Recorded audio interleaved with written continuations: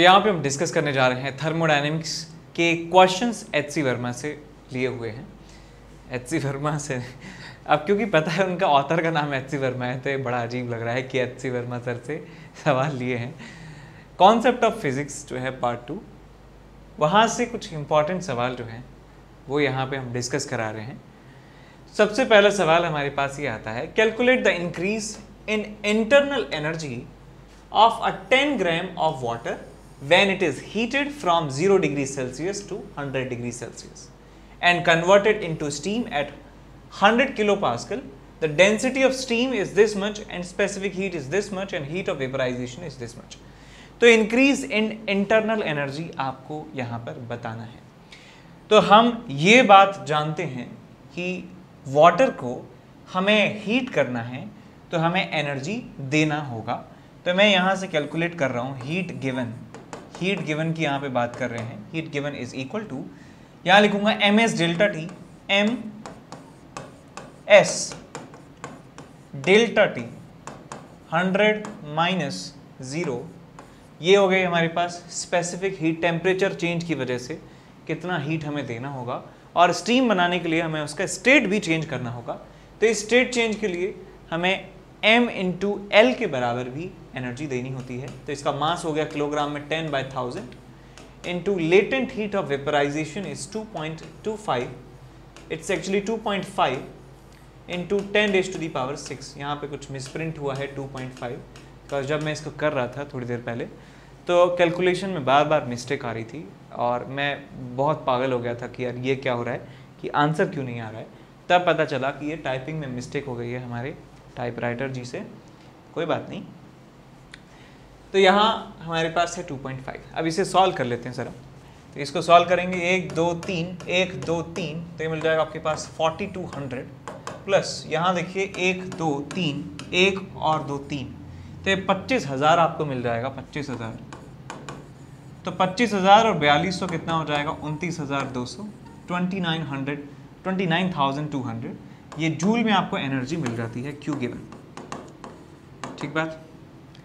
अब यहाँ आप देखिए कि हमने स्टेट में चेंज किया है, हमने इसे बनाया है वाटर से बनाया है स्टीम में। क्या हम वॉल्यूम में चेंज बता सकते हैं? यहाँ पे वॉल्यूम होता है मास अपॉन डेंसिटी, क्योंकि डेंसिटी दिया हुआ है इसलिए मैं एक फॉर्मूला मेरे दिमाग में आ रहा है। सो मास अपॉन डेंसिटी से मैं इसका इनिशियल वॉल्यूम बता सकता हूँ, मास अपॉन डेंसिटी से फाइनल वॉल्यूम बता सकता हूँ। प्रेशर मुझे दिया है कि कांस्टेंट प्रेशर पर ये काम हुआ है, इसका मतलब ये आइसोबैरिक प्रोसेस है। तो मैं P डेल्टा V फार्मूला लगा के मैं वर्क डन निकाल सकता हूँ, और वर्क डन मेरे पास है, हीट गिवन मेरे पास है, तो वहाँ से इंटरनल एनर्जी में चेंज भी पता चल जाता है। तो यहाँ देखिए डेंसिटी ऑफ वाटर, यहाँ पे वॉल्यूम ऑफ वाटर जो है यानी इनिशियल वॉल्यूम कह सकते हैं, वो मैं मास अपॉन डेंसिटी लिख सकता हूँ। मास है हमारे पास 10/1000 इंटू डेंसिटी ऑफ वाटर, क्या दिया हुआ है क्या नहीं दिया, तो 1 ग्राम पर ml ले सकते हैं, या 1 ग्राम पर ml की जगह आप ले सकते हैं कि 10,000 किलोग्राम पर मीटर क्यूब। तो यहाँ से 1000 से इसको और डिवाइड कर दीजिए, तो ये आपको मिल जाता है मीटर क्यूब में वॉल्यूम, ऐसा यूनिट में। यहाँ देखें वॉल्यूम फाइनल कितना हो चुका है, मास अभी भी उतना ही है 10 ग्राम के बराबर, इतना किलोग्राम, और डेंसिटी से डिवाइड करेंगे। डेंसिटी इसका कितना है बेटा, डेंसिटी 0.6 किलोग्राम पर मीटर क्यूब, तो यहाँ पे 0.6 आप यहाँ पे रख दीजिए। तो आप क्लियरली देख सकते हैं कि वॉल्यूम जो है वो बहुत ज़्यादा बढ़ चुका है। तो यहाँ से हम लिख सकते हैं कि work done is equal to P delta V। P की वैल्यू ऐसा यूनिट में 100 किलो पास्कल है, 100 किलो पास्कल इतना। डेल्टा V यदि हम निकालें तो आप यहाँ से इसमें से इसको माइनस कर सकते हैं, तो यह आ जाएगा आपके पास 0 से इस डेसिमल को हटा दीजिए, 10/600 1/60, और यहाँ आ जाएगा आपके पास 0 से 0 1/10,000 1 लाख, 1/1 लाख, 1 लाख। ठीक है। आप चाहें तो इसको इग्नोर कर सकते हैं, इसको इग्नोर कर सकते हैं कि बहुत छोटा है। तो आपको यहाँ से वर्क डन मिल जाता है 10⁵, और यहाँ पे आ जाएगा आपके पास 60, चला गया 4, सो इट्स 10,000 डिवाइड बाय 6 आपको मिल जाता है वर्क डन। तो आपको यहाँ पे फर्स्ट लॉ ऑफ थर्मोडायनेमिक्स का इस्तेमाल करना है कि Q is equals to delta U plus W। तो मुझे डेल्टा U निकालना है, तो डेल्टा U को लिख सकता हूँ मैं Q माइनस W। Q की वैल्यू हम निकाल चुके हैं 29,000 400, 29,200, 200 माइनस वर्क डन यहाँ पे निकाल देंगे 10,000 डिवाइडेड बाय 6। सॉल्व करने से आपको आंसर यहाँ पे मिल जाता है कि कितना इंटरनल एनर्जी में चेंज आया है। ठीक, बात क्लियर है एकदम।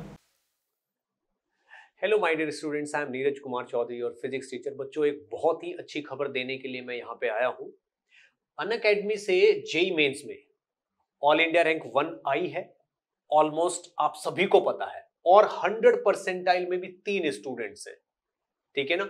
और 1 से लेके 1000 की जो ऑल इंडिया रैंक है उसमें 14 स्टूडेंट्स हैं, ठीक है ना। सब के सब ऑनलाइन प्लेटफॉर्म पे पढ़ने वाले स्टूडेंट्स हैं ये लोग, और 99.5 से ज्यादा परसेंटाइल वाले 70 स्टूडेंट्स हैं, और 99% से ज्यादा 101 स्टूडेंट हैं। ये प्रूव करता है, क्योंकि बहुत सारे लोग सोचते थे कि ऑनलाइन लर्निंग से अच्छी रैंक आ पाती है या नहीं आ पाती है, बहुत सारे लोग यही सोचते थे।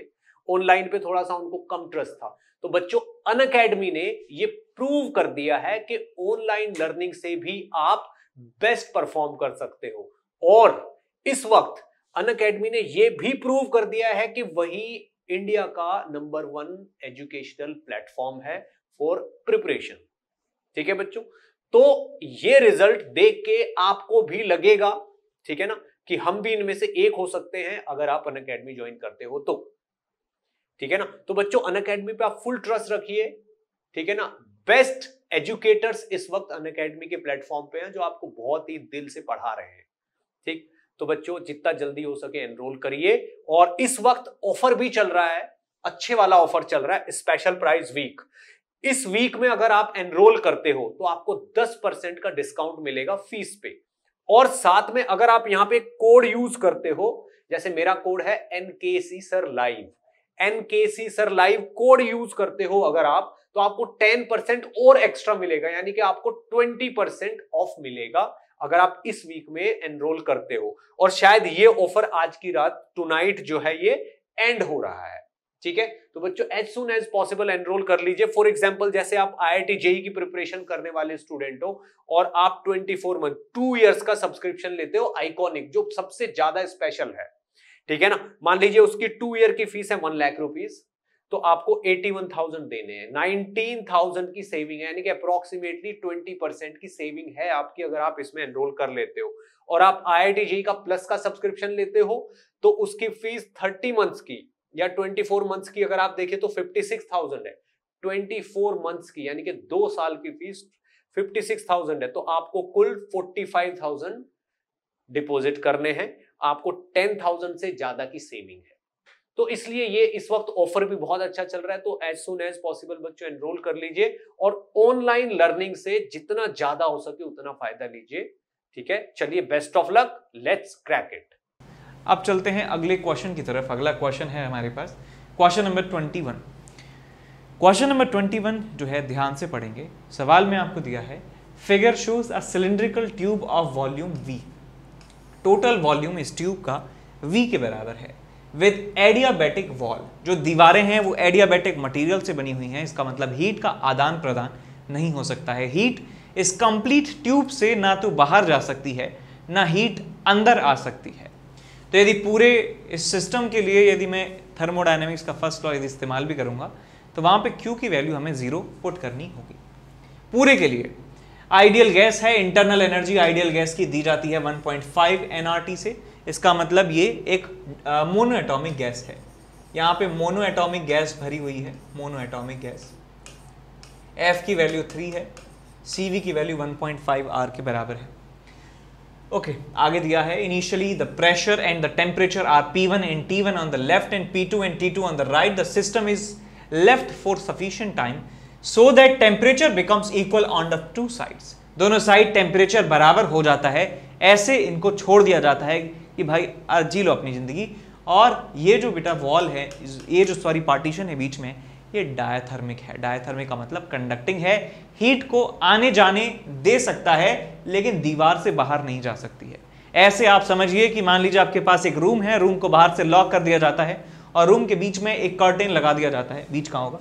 यहाँ होगा बीच, कि कर्टेन लगा दिया जाता है, पर्दा लगा दिया जाता है कि हम रूम में एक पर्दे के इस तरफ से पर्दे के उस तरफ जा सकते हैं, पर्दे के इस तरफ से पर्दे के उस तरफ जा सकते हैं, लेकिन हम इन दीवार को फांद के नहीं जा सकते हैं। कुछ ऐसी सिचुएशन यहाँ पर है। How much work has been done by the gas on the left part. अच्छा, एक चीज और यहाँ पे ये दिया है कि divided into two equal parts, यानी कि दोनों का वॉल्यूम आधा आधा है। तो ये देखिए भैया, पहले सबसे पहले वॉल्यूम की बात करता हूँ। यहाँ का वॉल्यूम है V/2, यहाँ का वॉल्यूम है V/2, और ये एक रिजिड वॉल है, रिजिड है, इसका मतलब ये यहाँ पे फिक्स है। अब ये यहाँ से मूव नहीं करेगी, इसका मतलब इस वाले पार्ट का वॉल्यूम V/2 हमेशा रहेगा, इस वाले पार्ट का वॉल्यूम जो है हमेशा V/2 रहेगा। तो इसके अंदर प्रेजेंट गैस का भी वॉल्यूम V/2 होगा। हम जानते हैं कि गैसीय स्टेट में जो हमारे पास सब्सटेंस होते हैं, मटेरियल्स होते हैं, वो कंटेनर का वॉल्यूम ले लेते हैं। तो जो वॉल्यूम गैस का यहाँ पर है वही कंटेनर का वॉल्यूम है, कंटेनर का वॉल्यूम है वही गैस का वॉल्यूम है, और गैस का वॉल्यूम कभी भी चेंज नहीं होगा, चाहे हम इसे कितने भी समय के लिए छोड़ दें। गैस इधर से उधर नहीं जा सकती है, गैस इधर से इधर नहीं जा सकती है, बट जो हीट है वो इधर से इधर जा सकती है। तो मैं ये कह सकता हूं कि because the volume of the gas does not change at all, एक फ्रैक्शन ऑफ सेकंड्स के लिए भी ये चेंज नहीं होता है वॉल्यूम। तो इसका मतलब इंटीग्रल PdV, जो वर्क डन का फॉर्मूला होता है, इंटीग्रल PdV, देखिए यहाँ पे dV जो है 0 के बराबर है, इसका मतलब ये वर्क डन 0 के बराबर है। गैस के द्वारा कोई भी वर्क नहीं किया जा रहा है, ना इस वाली गैस के द्वारा वर्क किया जा रहा है, बिकॉज कोई भी वॉल्यूम में चेंज नहीं हमें मिल रहा है। अच्छा, ये पहला पार्ट हमने कर दिखाया, पहले पार्ट का आंसर है हमारे पास 0 के बराबर। दूसरा पार्ट आपसे कहता है find the final pressures on the two sides. देखिए, फाइनल इक्विलिब्रियम आ जाता है टेम्परेचर का, तो टेम्परेचर बाद में बराबर हो जाते हैं। तो मैं यहां पे दो डायग्राम बना देता हूं। एक हमारे पास इनिशियली ट्यूब है, प्रेशर्स हैं हमारे पास P1 P2, और वॉल्यूम्स हैं हमारे पास V/2 एंड V/2, और टेम्परेचर्स हमारे पास हैं कितना, T1 और T2। T1 टेम्परेचर यहाँ, T2 टेम्परेचर यहाँ। बाद में क्या होता है, बाद में होता है कि प्रेशर्स जो हैं वो अलग अलग हो जाते हैं, P1 डैश और P2 डैश में कह देता हूं इसे। वॉल्यूम अभी भी उतना ही रहता है, V/2। टेम्परेचर लेकिन बराबर हो जाते हैं, बिकॉज हीट का आदान प्रदान आपस में हुआ है, लेकिन ओवरऑल कंटेनर से हीट नहीं निकला है। तो मैं ओवरऑल कंटेनर की बात करूं, इस पूरे प्रोसेस में जो इंटरनल एनर्जी है उसमें कोई भी चेंज नहीं हुआ है। कैसे, मैं कैसे कह पा रहा हूँ इंटरनल एनर्जी में चेंज नहीं हुआ, ऐसे थोड़ी है। तो पूरे सिस्टम पर मैं लगा रहा हूँ first law of thermodynamics, that Q is equal to delta U plus W। तो वर्क डन हुआ है 0 के बराबर, किसी भी गैस ने काम नहीं किया है, तो टोटल वर्क डन इज 0। पूरे सिस्टम में कोई भी हीट ना, पूरे सिस्टम की बात कर रहा हूं, तो कोई भी हीट ना अंदर से बाहर गई है ना बाहर से अंदर आई है, तो ये भी 0। तो हमारे पास डेल्टा U जो है ये भी 0 के बराबर आ जाता है। डेल्टा U 0 का मतलब है कि इनिशियल जो पूरे सिस्टम का इंटरनल एनर्जी है और फाइनल जो सिस्टम का इंटरनल एनर्जी है वो आपस में बराबर हैं, और इंटरनल एनर्जी का फॉर्मूला एक आइडियल गैस के लिए होता है F/2 nRT। तो मैं इसका इंटरनल एनर्जी, इसका इंटरनल एनर्जी लिखूंगा, दोनों को जोड़ दूंगा तो पूरे सिस्टम का इनिशियल इंटरनल एनर्जी मिल जाएगा, और बाद में इनका इंटरनल एनर्जी जोड़ दूंगा तो फाइनल मुझे सिस्टम का इंटरनल एनर्जी मिल जाएगा। तो मैं लिखूंगा यहाँ पे 3/2 n, इसके नंबर ऑफ मोल्स n1 मान लेता हूँ, into R into T1 plus 3/2 n2 into R into T2। यहाँ पे लिखिए 3/2 n1, नंबर ऑफ मोल्स तो सेम रहेंगे भाई, यहाँ आ जाएगा आपके पास R into T plus 3/2 n2 into R into T। तो यहाँ से आप 3/2 3/2 3/2 और 3/2 और R और R और R और R कैंसिल आउट कर सकते हैं, तो आपको मिलता है n1 T1 plus n2 T2 is equal to, यहाँ मिल जाएगा n1 plus n2 into T। ये आपको यहाँ पे मिल जाता है। अब देखिए यहाँ पे नंबर ऑफ मोल्स हैं पहले वाले कंपार्टमेंट में, नंबर ऑफ मोल्स हैं दूसरे वाले कंपार्टमेंट में। क्या इसकी वैल्यू भी निकाल सकते हैं क्या? बड़े आराम से निकाल सकते हैं नंबर ऑफ मोल्स की वैल्यू। कैसे निकालेंगे भाई? पहले वाले में मुझे प्रेशर पता है, वॉल्यूम पता है, टेम्परेचर पता है, तो मोल्स बता सकते हैं, बिल्कुल बता सकते हैं सर। n1 की वैल्यू आप लिख दीजिए PV/nR, प्रेशर है P1, वॉल्यूम है V/2, number of PV/RT, R की वैल्यू R, टेम्परेचर की वैल्यू T1, और ऐसे ही आप N2 लिख सकते हैं, that is P2 sorry V/2 R/T2। तो ये वैल्यूज आप यहाँ पे रख दीजिए N के लिए, तो आपको यहाँ के मिल जाता है दैट P1/T1 V/2R को कॉमन लेके रखिए यहाँ से इंटू T1 प्लस N2 की वैल्यू में से V/2R में बाहर ले रहा हूं तो यहां से मिल जाएगा P2/T2 और यहां T2 से मल्टीप्लाई कर दीजिए is equal to N1 plus N2 into T। तो यहां से V/2R में कॉमन ले लेता हूं, यहां मिल जाएगा आपको P1/T1 plus P2/T2 into T। तो ये भाई T1 से T1 गया, T2 से T2 गया, यहां मिल जाएगा आपको P1 प्लस P2 और ये सब तो आपस में कैंसिल आउट हो ही गए और यहाँ आ जाएगा आपके पास P1/T2, यहाँ आएगा आपके पास T1/T2 और यहाँ आएगा आपके पास P1/T2 प्लस P2/T1। तो ये आपको फाइनल टेम्परेचर की वैल्यू मिल जाती है। Final temperature is this P1 plus P2 T1/T2 divided by P1/T2 plus P2/T1। एक बार ये चेक कर लेते हैं जिससे आपको लगेगा कि हाँ भाई सही चल रहे हैं। तो पहले पार्ट का आंसर 0 के बराबर है, दूसरे पार्ट में P1/T2 P1 plus P2 divide by lambda यहाँ दिया हुआ है। What is this? नहीं, ये कुछ और है। दूसरे पार्ट में पूछा गया है, एक बार फाइंड द फाइनल प्रेशर पूछा है। सी पार्ट में क्या है? Final equilibrium temperature. तो सी पार्ट का आंसर चेक कर लीजिए। सी पार्ट का आंसर है T1/T2 P1 plus P2 by lambda, where lambda is P1/T2 plus P2/T1। तो हमारा आंसर जो है बिल्कुल सही आ रहा है टेम्परेचर का। अब टेम्परेचर मिल चुका है मुझे, तो मैं फाइनल प्रेशर निकालना चाहता हूँ, है ना। सवाल में क्या पूछा है बी पार्ट में? Find the final pressures on both side. So we have to calculate P1 dash now.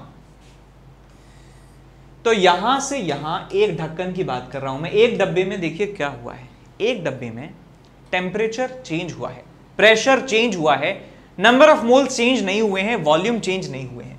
तो यदि मैं आइडियल गैस इक्वेशन की बात करूं PV = nRT में, तो यहां पे नंबर ऑफ मोल्स चेंज नहीं हुए हैं, R की वैल्यू चेंज नहीं हुई है, वॉल्यूम वैल्यू चेंज नहीं हुई है, प्रेशर और टेम्परेचर आपस में चेंज हुए हैं। So pressure is proportional to temperature लिख देता हूं। तो यहां पे मैं लिखूंगा कि P1/T1 is equal to P1 dash divided by T। Similarly मैं लिख सकता हूं P2/T2 दूसरे कंटेनर के लिए, यानी कि सेकेंड हाफ के लिए P2 dash divided by temperature T। तो यहां से आपको मिल जाता है आपका answer that P1 dash is equal to P1/T1 into T, और T की वैल्यू हम ऑलरेडी निकाल ही चुके हैं।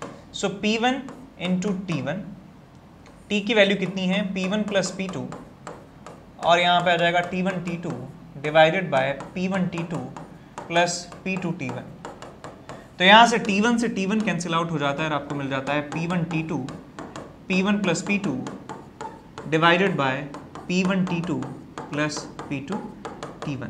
ये आपको फाइनल प्रेशर मिल जाता है। सिमिलरली आप प्रेशर निकालना चाहें इस वाले केस में, तो आपको इस बार मिल जाता है P2 dash is equal to P2/T1 और यहाँ मिल जाएगा P1 plus P2 excuse me plus P2 और नीचे मिल जाएगा आपको P1/T2 प्लस P2/T1। So, बस आपको ये एक्सचेंज करने हैं, यहाँ पे P2 रख देना है, T1 रख देना है, P2/T1 और यहाँ पे P1 plus P2 divide by P1/T2 plus P2/T1।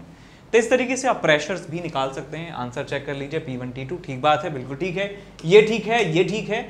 अब अगला पार्ट सॉल्व करते हैं। सी पार्ट भी हो गया हमारा, बी पार्ट भी हो गया, ए पार्ट भी हो गया, डी पार्ट देखते हैं क्या कहता है। How much heat has flown from the gas from the right of the gas on the left to the gas on the left. तो यहां से कितना हीट सप्लाई हुआ है ये हमसे पूछा जा रहा है, कितना हीट यहां से सप्लाई हुआ है। तो हीट यहां हमें निकालना है, कितना हीट इसको मिला है, यहीं से मिलेगा ऑफ कोर्स, बाहर से तो मिल नहीं सकता है। तो मैं यहां पे हीट चेंज का फार्मूला लगा सकता हूं। कैसे कि मैं जानता हूं, तो वर्क इसने तो बिल्कुल किया ही नहीं है, वर्क इसने किया ही नहीं है, इसके लिए मैं फर्स्ट लॉ ऑफ थर्मोडायनामिक्स लगा रहा हूं बेसिकली। तो यहां पे मैं लिखूंगा float for first container, left container के लिए मैं फर्स्ट लॉ ऑफ थर्मोडायनामिक्स लगा रहा हूं that Q given is equal to delta U plus W। W तो जीरो है, कोई भी काम इसके ऊपर नहीं किया गया है, ना ही इसने किया है। हीट जो गिवन है वो मुझे निकालनी है, is equal to delta U. Delta U होता है हमारे पास NCV डेल्टा टी, तो यहाँ पे मैं लिख सकता हूँ F/2 nRT, डेल्टा टी भी लिख सकते हैं। सो 3/2 N1 R delta T final temperature minus initial temperature. अब इसे हमें सॉल्व करना है। तो नंबर ऑफ मोल्स की यदि बात करें N1 की, तो क्या हम N1 की वैल्यूज जानते हैं? तो इसका जवाब है हाँ सर, जानते हैं N1 की वैल्यू। ये रही साहब N1 की वैल्यू। सो N1 है हमारे पास P1V/2RT1, तो यहाँ लिख दीजिए इसको। ओप्स 3/2 P1 N1 की वैल्यू हमारे पास क्या है, अगले पेज पे है P1V/2RT1, और यहाँ पे है हमारे पास एक और R, T माइनस T1 की बात कर रहे हैं। टेम्परेचर कॉमन हमारे पास हम निकाल चुके हैं, कितना आया था T1 T2, P1 plus P2 divided by P1 T2 plus P2 T1, और इसमें से माइनस करना है हमें T1 को।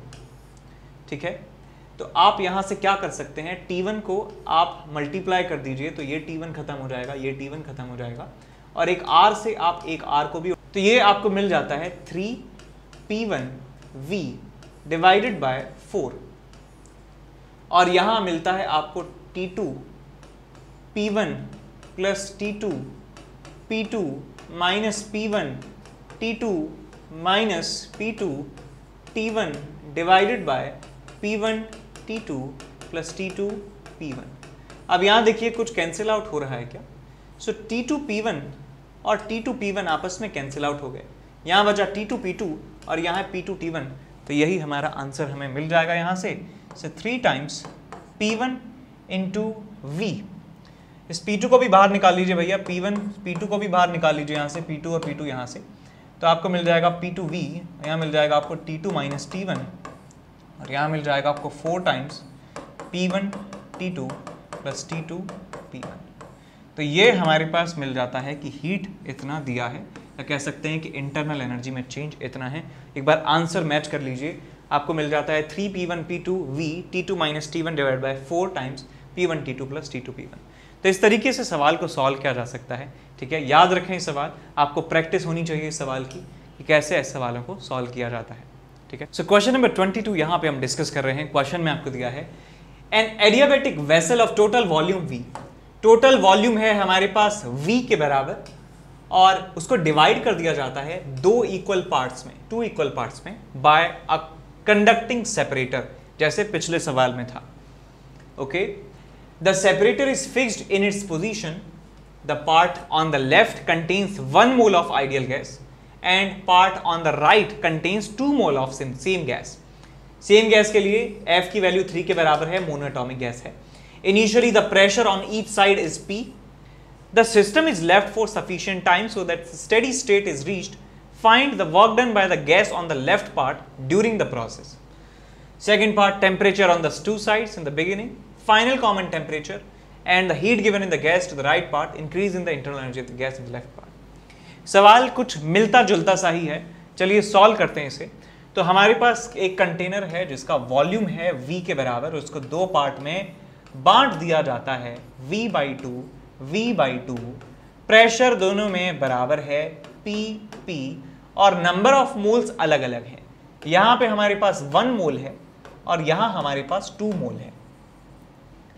ये पूरा सिस्टम एडियाबैटिक है, मतलब एडियाबैटिक कंटेनर है, मतलब हीट का आदान प्रदान जो है, हीट का ट्रांसफर इस कंटेनर के आउटर पार्ट से नहीं हो सकता है। अब लेकिन ये वाला पार्ट कंडक्टिंग है, तो इसका टेम्परेचर अलग अलग है। सब जानते हैं कि आइडियल गैस इक्वेशन पीवी की वैल्यू एनआरटी के बराबर होती है, तो यहाँ पे पीवी की वैल्यू एनआरटी के बराबर नहीं है, तो आप देख सकते हैं क्लियरली कि टेम्परेचर जो है इन दोनों का अलग अलग है। अब बताएं कि टेम्परेचर किसका ज्यादा किसका कम है, तो मैं ये कह सकता हूं बिकॉज यहाँ पे प्रेशर वॉल्यूम दोनों बराबर हैं, तो n is proportional to 1/T या टेम्परेचर प्रोपोर्शनल टू 1/n कह सकते हैं कि जिसका नंबर ऑफ मोल्स ज्यादा होंगे वहां का टेम्परेचर जो है कम होने वाला है। तो जहां पे मोल्स ज्यादा हैं, यानी कि यहाँ का टेम्परेचर होगा छोटू, यहाँ का टेम्परेचर होगा बड़ा, और टेम्परेचर ज्यादा है, यहाँ टेम्परेचर कम है, तो हीट लेफ्ट से राइट की तरफ फ्लो होने वाली है। हीट लेफ्ट से राइट की तरफ फ्लो होने वाली है। हीट का ट्रांसफर मैंने यहाँ दिखाया है। हीट का ट्रांसफर होगा तो टेम्परेचर में भी चेंज आएगा। इसका बढ़ा हुआ टेम्परेचर घटने लगेगा और इसका कम हुआ टेम्परेचर जो है, उल्टा बोल दिया, यहाँ, अच्छा ये कौन सा हाथ जा रहा है, यहाँ ज़्यादा टेम्परेचर है, यहाँ कम टेम्परेचर है, तो इसका टेम्परेचर जो है घटने लगेगा, घटने लगेगा, घटने लगेगा, घटने लगेगा, और एक समय ऐसा आएगा जब टेम्परेचर दोनों के बराबर हो जाते हैं, हम उस स्टेज की बात कर रहे हैं, तब हीट का ट्रांसफर रुक जाएगा। तो ये रही साहब आपका दोबारा से वही डायग्राम। वॉल्यूम अभी भी फिक्स है, यहाँ का प्रेशर जो है चेंज हो चुका होगा P1 के बराबर, यहाँ का प्रेशर P2 हो चुका होगा, वॉल्यूम अभी भी बराबर है V/2। मैटर का भी कोई आदान प्रदान नहीं है तो नंबर ऑफ मोल्स भी बराबर रहे होंगे, और टेम्परेचर अब दोनों का बराबर हो चुका है। पहले टेम्परेचर मान लेता हूँ T1 है, पहले टेम्परेचर मान लेता हूँ यहाँ पे T2 के बराबर है। तो सबसे पहली बात, वर्क डन आपसे पूछा गया है कि कितना काम किया, जवाब है 0, बिकॉज पिछले सवाल में ही बताया था मैंने कि वॉल्यूम में चेंज 0 के बराबर है तो कोई भी काम यहाँ पे नहीं होगा। सो यहाँ पे लिखेंगे कि वर्क डन जो होता है वो होता है इंटीग्रल ऑफ PdV, यानी हर एक इंस्टेंट पे प्रेशर इंटू छोटा वॉल्यूम चेंज, अगले इंस्टेंट पर प्रेशर इंटू छोटा वॉल्यूम में चेंज, प्रेशर इंटू छोटे वॉल्यूम में चेंज, प्रेशर इंटू छोटे वॉल्यूम में चेंज, इन सब का समीशन ही कहलाता है आपके पास वर्क डन। तो भैया जब dV की वैल्यू 0 है तो वर्क डन की वैल्यू भी 0 होने वाली है। ठीक, पूरे कंटेनर का वॉल्यूम और इंडिविजुअल पार्ट्स का वॉल्यूम भी 0 है, तो वर्क डन एक गैस का 0, दूसरी गैस का 0, टोटल पूरे सिस्टम पे वर्क डन 0 के बराबर होने वाला है। तो पहला पार्ट हमने सॉल्व कर दिया है। दूसरा पार्ट यहाँ पे ये कह सकते हैं, बिकॉज वर्क डन 0 है और एडियाबैटिक कंटेनर है, तो फॉर द होल सिस्टम, पूरे सिस्टम की बात यहाँ पे की जा रही है, किसी भी इंडिविजुअल कंटेनर को चूज नहीं कर रहा हूँ मैं, होल सिस्टम की बात कर रहा हूँ। होल सिस्टम के लिए Q = ΔU + W लिख सकता हूँ, बिकॉज पूरा सिस्टम जो है एडियाबैटिक है तो हीट का ट्रांसफर नहीं होगा। इस पूरे बाहर इनक्लोजर से हीट ना तो निकल सकती है ना अंदर आ सकती है, पूरे सिस्टम के लिए हीट का ट्रांसफर 0, वर्क डन 0 है, बिकॉज इंडिविजुअल गैसेस का वर्क डन 0 है तो ये टोटल वर्क डन भी 0 होगा। तो यहाँ से ΔU जो है हमें मिल जाता है 0 के बराबर, यानी U इनिशियल जो है U फाइनल के बराबर आ जाता है। तो पूरे सिस्टम का जो इंटरनल एनर्जी है पहले और बाद में वो बराबर होने वाला है। सिस्टम का इंटरनल एनर्जी मतलब इंडिविजुअल कंपार्टमेंट्स का इंटरनल एनर्जी। तो मैं पहले इंटरनल एनर्जी लिख रहा हूँ इस वाले पार्ट का, कितना आ जाएगा आपके पास F/2 nRT, सो 3/2 nRT1 प्लस F/2 nRT2, बाद में हो जाता है F/2 n which is 1 into R into T plus 3/2 nRT। तो यहां से 3/2R, 3/2R, 3/2R, 3/2R सब कैंसिल आउट हो जाते हैं। T1 plus 2T2 is equal to हो जाता है आपके पास T plus 2T is equal to 3T। तो यहां से टेम्परेचर आपको मिल जाता है common temperature T1 plus 2T2 divided by 3। ये हमारे पास कॉमन टेम्परेचर आया है T1 T2 की टर्म्स में, जो हमें अज्यूम की थी, हमने अज्यूम की थी T1 T2। अब T1 T2 को आप लिख दीजिए प्रेशर, वॉल्यूम और मोल्स की टर्म्स में। कैसे लिखेंगे भैया, कैसे लिखेंगे कि टेम्परेचर को लिखना है प्रेशर, वॉल्यूम और मोल्स की टर्म्स में। तो मैं पहली कंपार्टमेंट के इनिशियल के लिए बात कर रहा हूं मैं, प्रेशर है P, वॉल्यूम है V/2 is equal to number of moles is 1 into R into T1। So T1 कितना आ गया भैया PV/2R। बाद में टेम्परेचर कितना आ जाएगा, प्रेशर P, वॉल्यूम V/2 और nRT तो आ जाएगा आपके पास 2R, so it will be PV/4R। तो इनिशियल टेम्परेचर्स मिल चुके हैं मुझे, जो हमसे पूछा भी गया था दूसरे पार्ट में। अब हम तीसरे पार्ट में पूछा है कि इक्विलिब्रियम टेम्परेचर कितना होगा, तो मैं टेम्परेचर वाले फॉर्मूले में रख सकता हूँ सारी values. T1 plus 2T2, T1 कितना है PV/2R plus 2 times T2 PV/4R divided by 3, सो 2 से चला गया 2 बार, सो PV/2R इज PV/R और यहाँ आ जाएगा आपके पास 3, सो आपको मिल जाता है यहाँ से PV divided by 3R। This is the final temperature, final equilibrium temperature is PV divided by 3R। ठीक, तो हमसे सवाल ए में पूछा था वर्क डन कितना है, temperature on the 2 sides in the beginning ये भी बता दिया हमने, फाइनल कॉमन टेम्परेचर भी बता दिया हमने सी वाले पार्ट में।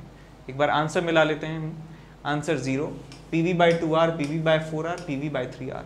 इसके बाद डी पार्ट सॉल्व करते हैं। चलिए, heat given to the gas in the right part, right part को कितना हीट दिया गया है, तो यहां से यहां हीट का ट्रांसफर हुआ है तो कितना हीट आया है, तो मैं इस सेकंड वाले कंटेनर के लिए थर्मोडायनेमिक्स का फर्स्ट लॉ इस्तेमाल कर सकता हूं। तो मैं लिखूंगा फॉर राइट कंपार्टमेंट